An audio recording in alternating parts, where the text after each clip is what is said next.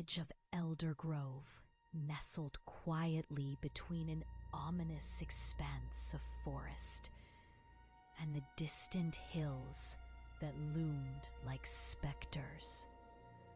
The autumn air was heavy with the scent of decaying leaves, mingling with something acrid and indescribable that clung to the throat. A peculiar hush enveloped the villagers, as if the very earth held its breath, bracing for a shift in the cosmic balance that had remained undisturbed for ages. At the heart of Eldergrove lived an elderly woman the villagers called Maud Linley. Legends swirled around her like autumn smoke, tales of her communion with unseen forces, and prophecies murmured from cracked lips under the moon's pale gaze. Locals warned children to stay away from her crumbling cottage, overgrown with dark ivy and forgotten by time. Yet curiosity ignited a spark in young hearts.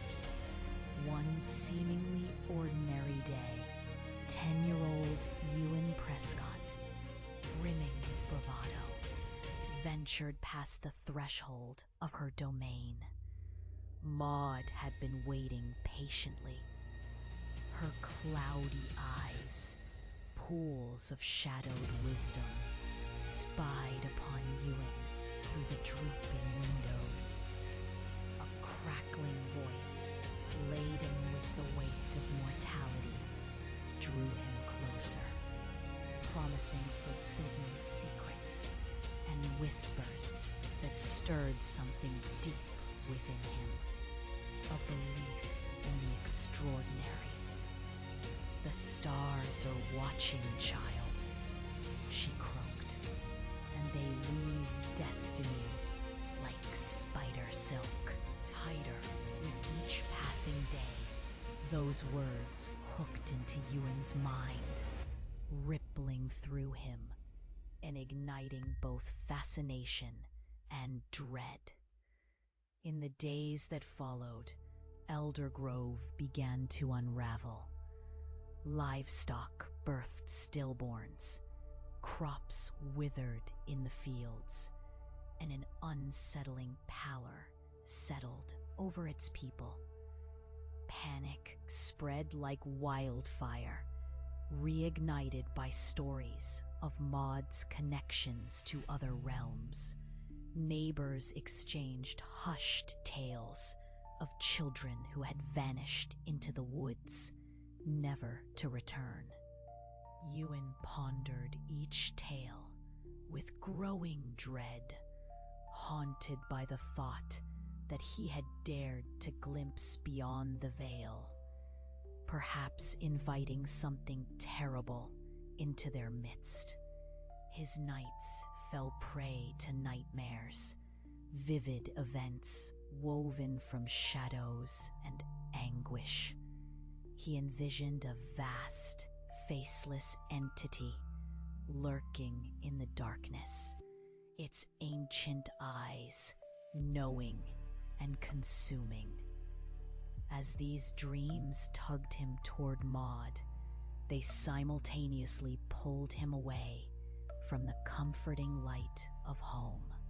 The lines between reality and nightmares began to blur, encroaching upon him with a chilling terror. Furtive glances in windows revealed a lingering gaze, an unseen presence that hung just out of reach, a whisper of air that hinted at vile intentions. Clara, Ewan's mother, noticed her son's decline as the silence enveloped him like a shroud. Isolated, the village simmered with unspoken fears. paranoia creeping into even the most serene corners. Elders gathered under the cover of twilight, their gnarled hands clutching clay cups filled with bitter tea as they whispered anxiously about Maud's ominous prophecies. They believed something dark loomed ahead, a reckoning that beckoned them toward chaos. And while Clara remained skeptical, a gnawing fear lodged itself in her heart. Then, one stormy evening, thunder rumbling like a distant omen, Clara set out to confront Maud Linley. The wind howled through the trees like a wailing banshee as she ascended the winding path to the cottage, each step resonating with purpose and the weight of destiny pressing heavily upon her.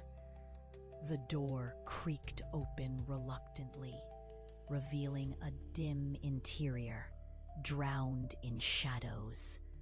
Maud sat by the fireplace, flickering light illuminating ancient relics that cluttered her shelves.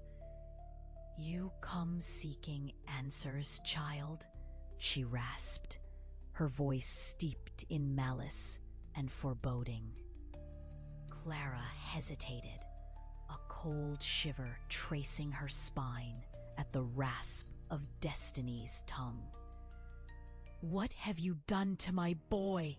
she demanded, her voice quaking like the flame's flicker. Spoken the truth, it revealed it. Only time will tether what fates collide. Ewan's threads now intertwine with the very ether, Maud replied. The room pulsed with tension, as if time itself were squeezing Clara's chest. The air shimmered with possibilities, but delivered none. Days blurred into weeks, each moonrise casting a more sinister shadow upon Eldergrove. Villagers became ever more silent, wary of creaks, rustles, and any echo made by the encroaching woods. Ewan withered like a ghost, caught in a web invisible to others, drifting beneath the shadow of unspeakable horrors. On the night of the harvest moon, Eldergrove trembled beneath a thick veil of anticipation and despair. Ferns whispered urgent warnings, and from the earth came chilling cries of the lost.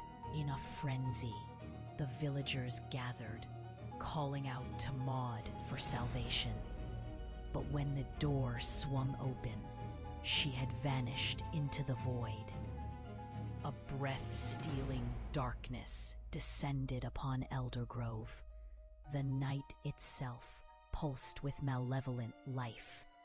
Ephemeral figures emerged from the ether, gliding toward the villagers like spectral fingers. Chaos cascaded from the heavens, pooling about them like venom. Twisted by fear, they realized the harbingers of fate had arrived. Maud's dreaded prophecies now woven tightly into their lives. In the shadows, Ewan stood, aware yet disoriented, a puppet tangled between realms. The cosmic veil thinned perilously, and as the villagers fell to their knees, confronted by the unknown, darkness seeped into their minds, a cruel jest of fate. "Look, it is our end," Clara whispered, her heart weighed down by despair. Yet even in the face of dread, consciousness began to unravel. The cosmic winds howled fiercely, and in that haunting moment, the fragile nature of belief shattered, an echo of the greed and cynicism that had brought them here. Thus, in Eldergrove, the horror unspooled silently.